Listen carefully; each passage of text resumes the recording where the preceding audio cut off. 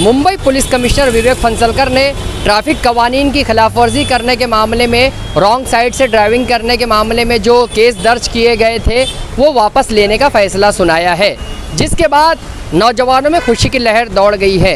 क्योंकि wrong side driving, मुखालिफ SIM से जो ड्राइविंग की जाती थी, ज़्यादातर मोटरसाइकिल सवार मुखालिफ सिम से ड्राइविंग करते थे और उसके बाद जो है पुलिस उन पर एफआईआर दर्ज करती थी। लेकिन अब जो है विवेक फंसलकर ने ये तमाम केस वापस लेने का फैसला सुनाया है, जिसके बाद नौजवानों ने खुशी का इजहार किया है। क्योंकि बहुत से ऐसे नौजवान थे जिन पर केस दर्ज कर लिए गए थे और इसी केस की वजह से उनको नौकरी में परेशानियों का सामना करना पड़ रहा था, और बहुत से ऐसे तलबा थे जिन्हें तालीमी सिलसिले को आगे बढ़ाने में काफ़ी दिक्कतों का सामना करना पड़ रहा था। विवेक फंसलकर ने इन तमाम वजूहात की बिना पर इस तरह के जो रॉन्ग साइड के ड्राइविंग के केस है उसको वापस लेने का फैसला किया है।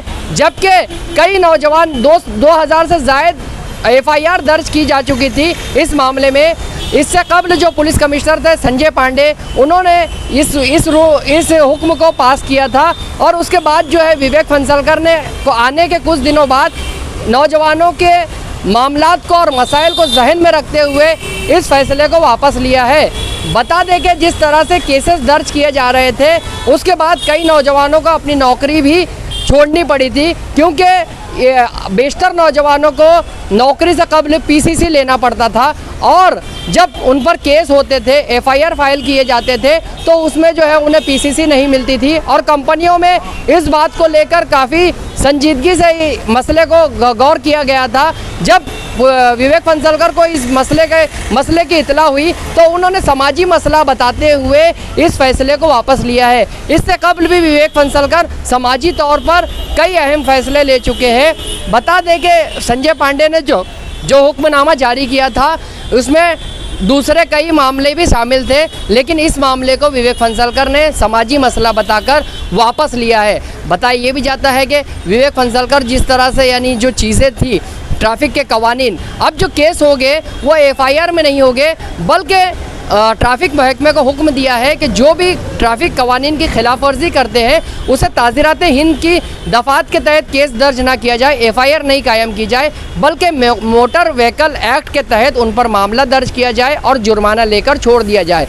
अब जो है नौजवान अपने तौर पर जो है ये इससे राहत महसूस कर रहे हैं और उन्होंने मुंबई पुलिस कमिश्नर का शुक्रिया भी अदा किया है। मौजूद है तौसीफ़ नाम है जिनका, तौसीफ़ पर सबसे पहला मुकदमा रॉन्ग साइड ड्राइविंग का दर्ज किया गया था। वो इस बारे में क्या कहते हैं देखते हैं। तौसीफ़ जी बताएं।